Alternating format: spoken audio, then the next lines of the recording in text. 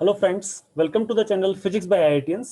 इस वीडियो में हम लोग डिस्कस करेंगे कि कैसे हम पाइथन में फंक्शन लिख सकते हैं। तो सबसे पहले हम डिस्कस करेंगे फंक्शन लिखने का क्या क्राइटेरिया होता है, फिर उस फंक्शन को कैसे कॉल करते हैं और उसकी कैसे फंक्शनलिटी को हम अपने प्रोग्राम के अकॉर्डिंग चेंज कर सकते हैं। ये सब हम आज के इस वीडियो में डिस्कस करने वाले हैं। तो सबसे पहले डेफिनेशन ऑफ अ फंक्शन। तो फंक्शन डिफाइन करने के लिए हम एक डेफ टर्म लिखते हैं। डेफ फंक्शन का नाम यहाँ पे लिखते हैं, माई फंक्शन नेम, और ये ब्रैकेट, और इस ब्रैकेट के अंदर अगर हम इनपुट आर्गुमेंट्स भी लगाएंगे तो वो इनपुट आर्गुमेंट्स को हम इस फंक्शन के अंदर यूज कर सकते हैं।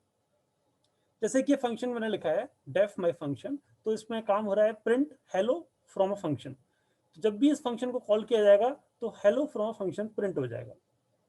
इसको कॉल करने का तरीका सिंपल है, सिंपली आप इसका नाम लिखिए और ये फंक्शन कॉल हो जाता है। जैसे मैंने यहाँ पे इसको कॉल किया है माई फंक्शन, जैसा नाम था एज इट इज यहाँ पे मैंने लिखा। जैसे ही मैं इसको कॉल करूंगा तो इसके अंदर जो भी प्रोग्राम लिखा है वो एग्जीक्यूट हो जाएगा। तो इसको कॉल करने के बाद हेलो फ्रॉम माय फंक्शन यहाँ पे प्रिंट हो गया।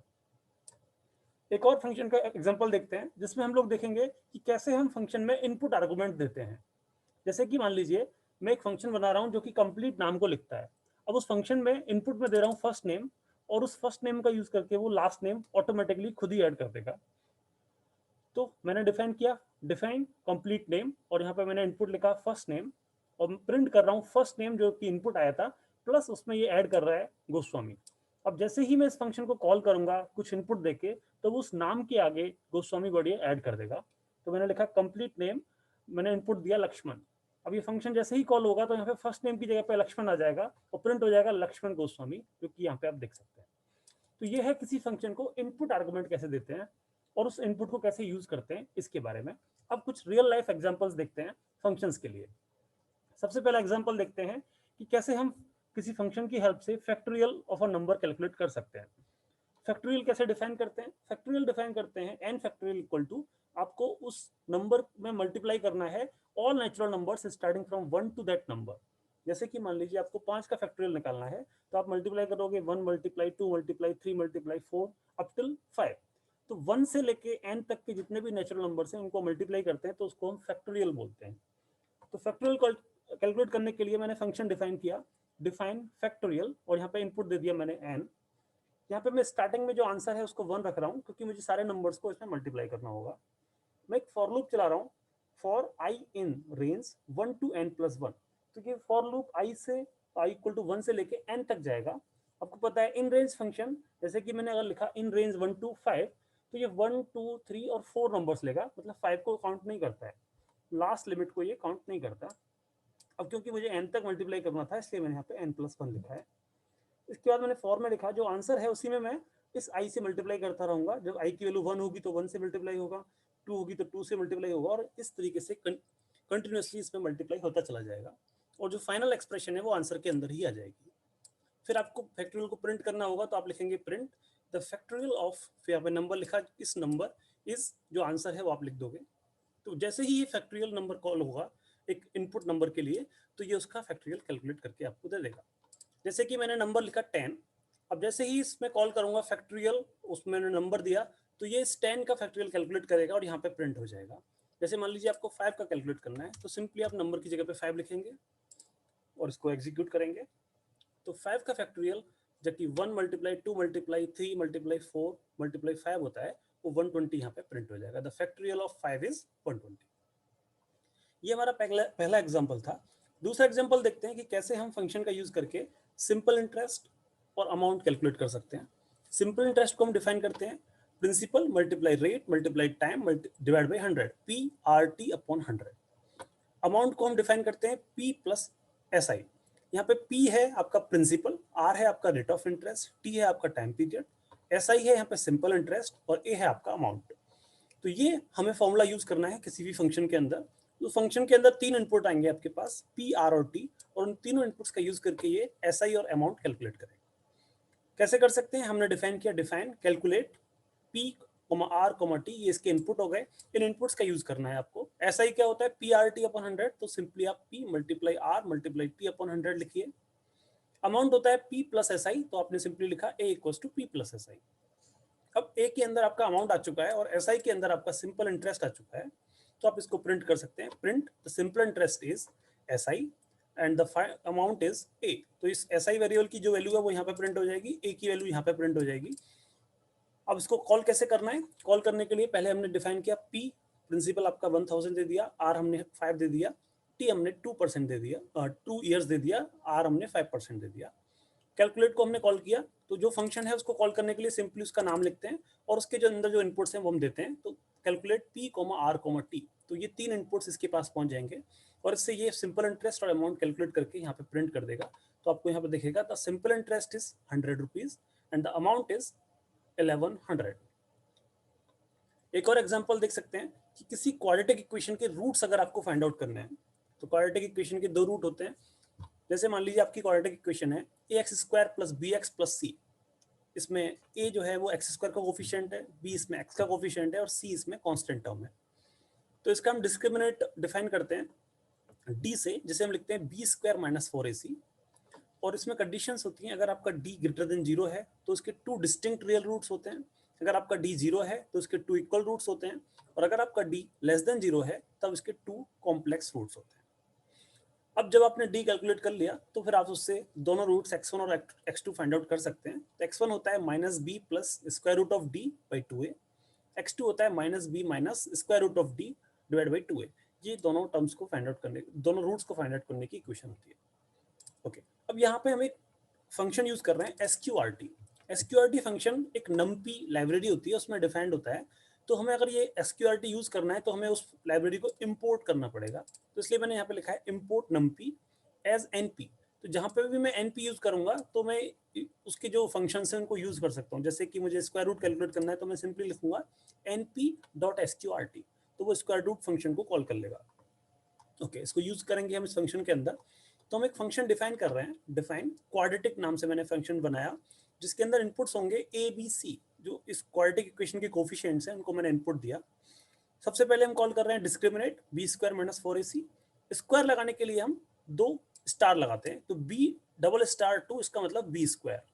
तो किसी भी फंक्शन का स्क्वायर करना है या फिर किसी फंक्शन की पावर लगानी है तो आप b∬* लगाओगे, minus 4 multiply a multiply c। फिर हम कंडीशन चेक कर रहे हैं, ये इफ एल्स लूप है, हम चेक कर रहे हैं। तो if d is greater than 0, अगर d हमारा 0 से बड़ा है तो हमारे जो रूट्स हैं वो सिंपली हो जाएंगे minus b plus np dot square root of d. ये np जो लाइब्रेरी हमने इंपोर्ट की है उसका स्क्वायर रूट फंक्शन हम कॉल कर रहे हैं। तो np dot square root of d, और इसमें हम डिवाइड करेंगे 2a से, तो ये पहला रूट आ जाएगा। और दूसरा रूट हम लिखेंगे minus b minus np dot square root of d divide by 2a। तो एक बार प्लस एक बार माइनस, तो ये 2 अलग अलग रूट्स आ गए हमारे पास, और इन दोनों अलग रूट्स को हम प्रिंट कर सकते हैं। The quadratic equation has 2 distinct roots, और वो रूट्स कौन से हैं? x1 and x2। अगर d की वैल्यू आपकी 0 के बराबर है तो हम दूसरा लिख रहे हैं इफ की कंडीशन। ये तो था if d is greater than 0, अब हम लिख रहे हैं एल इफ, या फिर से हम बोलते हैं else if d is double equal to 0। तब हमारे जो रूट्स है वो इक्वल होते हैं, तो हम लिखेंगे x1 इक्वल्स टू, ये d वाला टर्म 0 है तो हम इस पूरे इक्वेशन में से इस टर्म को एलिमिनेट कर सकते हैं। तो हमारा x1 हो जाएगा माइनस बी बाई 2a और x2 हो जाएगा सिंपली x1। तब हम प्रिंट कर सकते हैं the quadratic equation has 2 equal roots, और रूट्स कौन से हैं? दोनों x1 और x2 हैं, वैसे वो दोनों बराबर हैं। नेक्स्ट आप देख सकते हैं कि अगर हमारी दोनों कंडीशंस फॉल्स हैं, मतलब d ग्रेटर देन 0 भी नहीं है, d इक्वल टू 0 भी नहीं है, इसका मतलब वो d लेस देन 0 है, तो हम सिंपली प्रिंट कर रहे हैं the quadratic equation has 2 complex roots. Okay, अब हम इसको यूज करते हैं, इस फंक्शन को कैसे हम कॉल करेंगे। तो सबसे पहले मान लीजिए आपकी क्वाड्रेटिक इक्वेशन है x² plus 2x plus 1 equals to 0। तो इस इक्वेशन से आप इसके कोफिशिएंट निकाल सकते हैं। इसका जो x² का कोफिशिएंट a है वो 1 हो गया, x का कोफिशिएंट b है वो 2 हो गया, और c आपका 1 हो गया। तो a b c आपको पता चल गए, तो आप इस फंक्शन को कॉल करोगे क्वाड्रेटिक a b c। तो ये a b c की जो 1 2 और 1 वैल्यूज हैं वो यहाँ पहुंच जाएंगी। फिर उसके हिसाब से वो d को कैलकुलेट करेगा, और d की वैल्यू के बेसिस पे वो बताएगा कि इसके डिस्टिंक्ट रूट्स हैं या फिर नहीं। हम यहाँ पे प्रिंट d को प्रिंट भी कर लेते हैं ताकि हमें आइडिया लग जाए कि d की वैल्यू क्या थी और वो किस लूप के अंदर जा रहा है। तो मैंने लिख दिया यहाँ पे प्रिंट d। अब इस कंडीशन के हिसाब से हमारी इक्वेशन है x² plus 2x plus 1 equals to 0, जिसको हम x प्लस 1 का होल स्क्वायर बोल सकते हैं। तो यहाँ से जो इक्वल रूट्स आएंगे दोनों ही -1 और 1, -1 -1, तो उसको आप देखते हैं क्या करता है। सबसे पहले यहाँ पे कुछ एरर है। एरर आप देख सकते हैं कि there is an indent does not match, means यहाँ पे पाइथन में आपको इंडेंटेशन का बहुत याद रखना है। इंडेंटेशन का मतलब क्या होता है कि स्पेसिंग, इफ के बाद ये जो स्पेसिंग है ये इक्वल होनी चाहिए, या फिर यहाँ पे मैंने देखिए प्रिंट डी लिखा है, और प्रिंट डी में ये जो स्पेसिंग है कि यहाँ से यहाँ तक का, ये जितना यहाँ पे स्पेस है वही होना चाहिए। तो उसको मैं देखिए कैसे सॉल्व कर सकता हूँ। मैंने इसको स्पेस को खत्म किया और यहाँ पे एक टैब दबा दिया। अब टैब दबाने से ये एग्जैक्ट उस डी के सिमेट्री में आ गया और ये अब काम करेगा।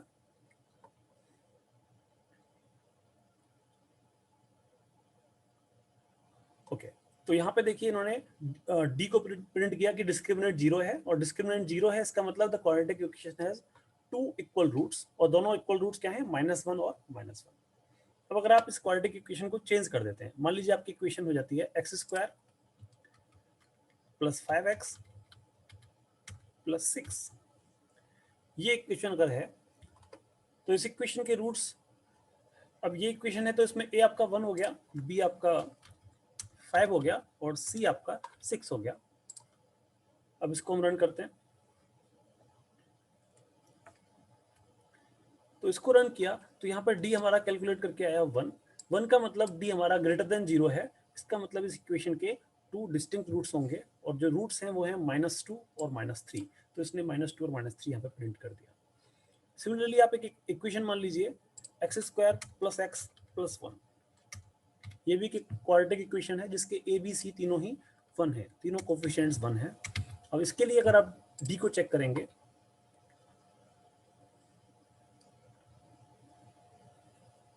तो यहाँ पर d आपका -3 आ रहा है, और -3 इंडिकेट करता है कि इसके कॉम्प्लेक्स रूट्स होंगे। तो this equation has a complex roots, 2 complex roots. तो इस तरीके से हम पाइथन के फंक्शंस का यूज करके एक क्वाड्रेटिक इक्वेशन को सॉल्व कर सकते हैं। एक लास्ट एग्जांपल देखते हैं फंक्शंस के लिए ही। इस एग्जांपल में हम सीखेंगे कि कैसे हम फाइंड आउट कर सकते हैं कि एक गिवन ईयर लीप ईयर है या नहीं। लीप ईयर क्या होता है? लीप ईयर हम ऐसे ईयर को कहते हैं जिसमें फरवरी 29 डेज की होती है, या फिर जिसमें साल में टोटल 366 डेज होते हैं। उसको डिफाइन कैसे करते हैं? अगर हम ईयर में 4 से डिवाइड करें तो वो लीप ईयर होगा, लेकिन उसमें कंडीशन ये है कि अगर हम ईयर में 100 से डिवाइड करें और वो डिवाइड पूरा चला जाता है, तब हमें उस ईयर में 400 से डिवाइड करना होगा। और अगर ईयर में 100 से डिवाइड नहीं जाता है, तब हमें केवल 4 से चेक करना होगा कि 4 से उसमें डिवाइड होता है या नहीं। तो ये 3 कंडीशंस हम सेटिस्फाई करके देख सकते हैं कि हमारा ईयर लीप ईयर होता है या नहीं। तो हम एक फंक्शन डिफाइन कर रहे हैं, डिफाइन लीप ईयर। यहाँ पे मैंने y लिखा जो कि इनपुट है। अब इस y जो ईयर है उसमें मैंने 4 से डिवाइड किया, अगर ये 0 आता है, यहाँ पे मॉड लगा हुआ है, ये डिवीजन नहीं है, ये मॉडुलस फंक्शन है। ये चेक करता है कि रिमाइंडर क्या आ रहा है। मैंने किसी नंबर को y 4 से डिवाइड किया तो जो रिमाइंडर है वो इस मॉडुलस फंक्शन से मिल जाता है। इसका हम एक एग्जांपल देख लेते हैं। सबसे पहले मान लीजिए मैं प्रिंट कर लेता हूँ, या फिर 2 नंबर ले लेता हूँ। n1 मैंने मान लिया 10 है मेरे पास, और n2 मैंने मान लिया 2 है। अब मैं यहाँ पे प्रिंट कर रहा हूँ n1/n2। तो ये n1 में n2 से डिवाइड करके जो आपके पास आंसर आने वाला है वो प्रिंट करेगा। और अगर मैं प्रिंट करता हूँ n1 मॉडुलस n2, तो ये जो n1 में n2 से डिवाइड कर रहे हैं तो उससे जो रिमाइंडर आने वाला है वो यहाँ से प्रिंट होगा। इसको हम रन करते हैं तो देखिए 10 में 2 से कंप्लीट डिवीजन हो जाता है, और जो आंसर आता है वो 5 आता है, और रिमाइंडर 0 बचता है। तो देखिए यहाँ पे इसने 5 प्रिंट किया और रिमाइंडर 0 रहा। लेकिन अगर आप n1 की वैल्यू को मान लीजिए आपने 1 कर दिया, 11 कर दिया, तो 11 में जब आप 2 से डिवाइड करोगे तो फिर से इस बार आंसर आपका 11/2 होगा, और रिमाइंडर इस केस में आपका 1 आएगा। तो आंसर आप इन्होंने पूरा सॉल्व कर दिया है। तो ये फ्रैक्शन में वैल्यू आ गई आपके पास 5.5, और आंसर आपके पास आ जाएगा रिमाइंडर के लिए 1, 11/2 दैट इज 1। तो ये हम मॉडुलस फंक्शन यहाँ पे यूज करने वाले हैं। तो सबसे पहले मैंने चेक किया कि y जो ईयर है उसमें मैंने 4 से डिवाइड किया, और रिमाइंडर देखा कि अगर रिमाइंडर 0 है इसका मतलब y is completely divisible by 4। अब इसके बाद हम चेक करेंगे कि इस y is also divisible bye 100। तो मैंने y को 100 से डिवाइड किया। 100 से डिवाइड करने के बाद अगर वो डबल इक्वल टू 0 आता है, मींस रिमाइंडर इज 0, तब हम चेक करेंगे कि y में 400 से डिवाइड होता है या नहीं। If y is also divisible by 400, it means this is a leap year. If it is not divisible by 400 it means this is not a leap year. तो ये कंडीशन थी जब हमारा y 4 से डिविजिबल होता है। और अगर y हमारा 4 से डिविजिबल है लेकिन y 100 से डिविजिबल नहीं है, तब हमारा जो ईयर है वो सिंपली लीप ईयर हो जाएगा। और लास्ट कंडीशन की अगर हमारा y 4 से डिविजिबल हो ही ना, तो वो डायरेक्टली नॉट लीप ईयर की कंडीशन है, क्योंकि अगर ईयर में 4 से डिवाइड नहीं करते हैं, नहीं जाता है, तो वो लीप ईयर नहीं होता है। अब इसको चेक करते हैं। सबसे पहले हम चेक करते हैं अभी जो प्रेजेंट ईयर है 2021, is it a leap year? तो आप देख सकते हैं कि 2021 में 4 से डिवाइड नहीं जाएगा और इसलिए ये लीप ईयर नहीं है। तो यहाँ पे देख सकते हैं ये प्रिंट हो गया, the given year 2021 is not a leap year. Previous year को देखते हैं 2020। अब 2020 में आप देख सकते हैं 4 से डिवाइड हो रहा है और उसमें 100 से डिवाइड नहीं होता है, इसलिए वो सिंपली एक लीप ईयर हो जाएगा। 2020 इज अ लीप ईयर। क्या 2000 लीप ईयर है? 2000 को लीप ईयर चेक करने के लिए आप देख सकते हैं कि अगर आप 2000 में 4 से डिवाइड करेंगे तो वो कंप्लीटली डिवाइड करेगा, लेकिन 2000 में 100 से भी डिवाइड हो रहा है, इसलिए हमें इसे 400 से डिवाइड करके चेक करना होगा। And 2000 is also divisible by 400, it means 2000 is a leap year. Same condition अगर आप 1000 के लिए देखोगे, 1000 में 4 से डिवाइड जाता है, लेकिन 1000 में 100 से भी डिवाइड जाता है, और जब भी किसी ईयर में 100 से डिवाइड जाता है तो हमें उसे 400 से डिवाइड करना होता है। और क्योंकि अब 100 में 400 से डिवाइड नहीं जाता है, इसलिए 1000 is not a leap year, 1000 आपका लीप ईयर नहीं होगा। तो फ्रेंड्स, आज के इस वीडियो में इतना ही था। अगर आपको ये वीडियो अच्छा लगा है तो इसको लाइक कीजिए, शेयर कीजिए और हमारे इस चैनल को सब्सक्राइब कीजिए। अगर आप हमारी टेस्ट सीरीज और इंटरव्यू गाइडेंस ज्वाइन करना चाहते हैं तो आप इस नंबर पर कॉल कर सकते हैं। Thank you.